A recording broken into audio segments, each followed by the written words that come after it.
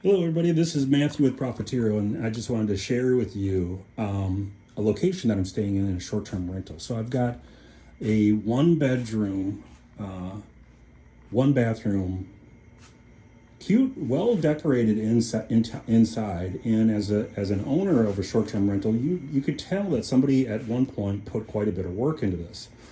What I'm noticing, though, however, is some negligence in this property. And that indicates owners that are not frequently available, owners who are maybe not full-time owner.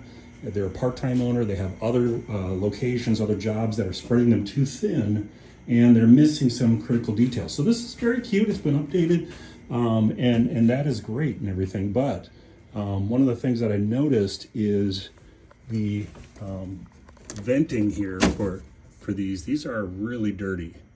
This has not been cleaned, well, in quite a while, actually. And that would indicate that it has not had a deep clean in the unit, probably over the last several months, which would mean that it hasn't been deep cleaned since the hurricane damage came through.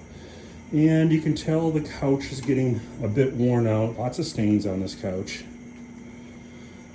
Something that you don't want to have happen is have people think, that the condition of the property is just slowly deteriorating. And for example, here, if I turn this off here, you can see the filter light shows dirty already. You need to clean the filter, and when we open it up, we see it's very, very dirty filter. Been like that for a long time, unfortunately, and that's the interior. There's some damage to the design work here, which just indicates, either the cleaning team or the owner is just not taking really good, property management here is slacking. And as we come out, we get to see the condition. This is the view out of the front door of this unit. So it's, during the typical experience down here, this would be an ideal location. A beautiful view of the ocean, the beach, access is incredible. And I would bet that this has been a very popular place for a long time. However, like we've noticed already, there's some broken chairs here. There's a broken railing laying there. That's not been repaired yet. When we look at some of the rusting of the appliances, the condition just indicates this slow deterioration of the unit as it's not being maintained at the full level that it should probably be. And so here is the first major safety hazard. This railing's completely missing right here. This is hurricane damage that occurred. And you can see these midpoints, these anchor bolts are completely broken, pulled right out of the cement, which means that, if you had any kind of mobility issue, if you had a guest, a child coming up these stairs, even somebody that's not even supposed to belong here, if they stumbled into this could cause a very serious injury or fall. And you can see this railing's detached down here, and all these tiles are broken up and falling off. So there's trip hazards. It's pretty dangerous. And then looking at the property adjoining here, we can see that this property is probably condemned. It's in a very rough state still. And now this is probably 3 months after the storm damage. You can see this owner here has suffered a massive loss, and that's unfortunate. The pool is empty. All the pool equipment is broken. The fencing is gone. The interior is completely gutted on the next door unit. And so this is just a very dangerous location if you were to bring a family or anybody with mobility issues here. The liability is very high that somebody might get injured. This should be fenced off so that guests that are at this location wouldn't be able to access through this damaged area. A temporary fence would be a good fix for this. And even when we walk towards the beach, we can see that the impact of the storm damage was so severe that this actually caused this to break right here. And that means that this is now a very dangerous step and potential trip hazard. This should probably be fenced off and indicated closed. and then people should be redirected and routed towards that side of the wall. And the pathway should be clearly marked. So you can see that, this probably was a pretty little entry area for this location, where the guests could probably stay here, have lunch in the sun, view the beach, get sunlight. But you can see the bottom 3 units here completely gutted. The work has begun on rebuilding this location. And you can see that, the debris has been cleared out, it's been cleaned, and now the electrical is going in. And in fact, we saw an electrical contractor here the other day.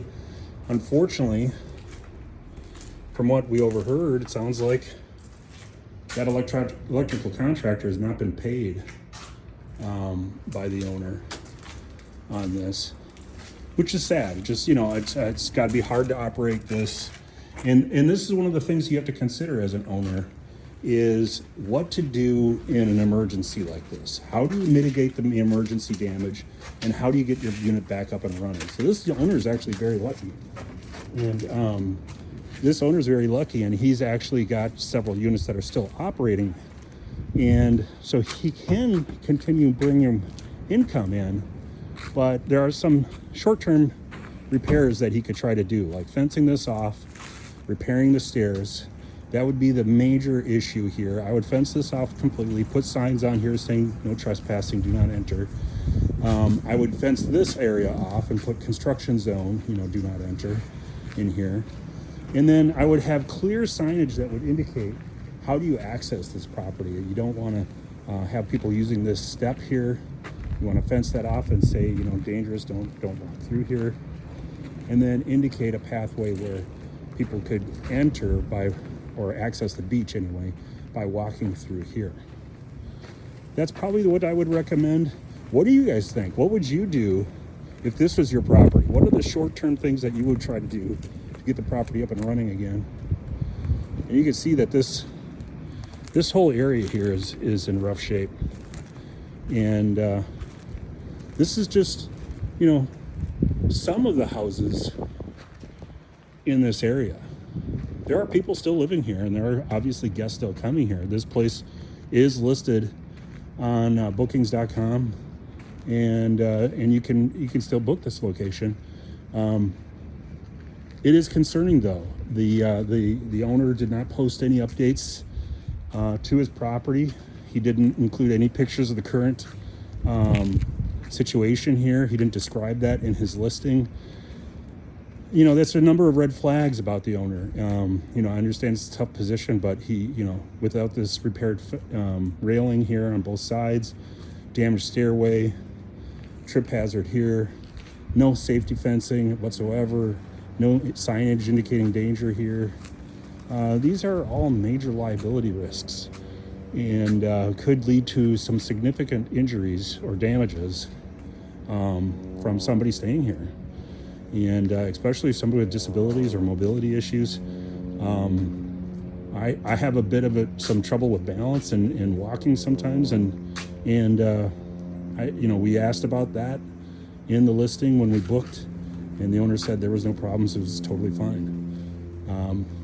That's a shame, because I would give a much more positive review of the location if the owner had been really forthcoming about the current situation. So, Treasure Island, Madeira Beach, right here off of St. Petersburg, Florida. Beautiful view, but the risks are high when you have a property like this. And as a property owner, this is something you need to plan for.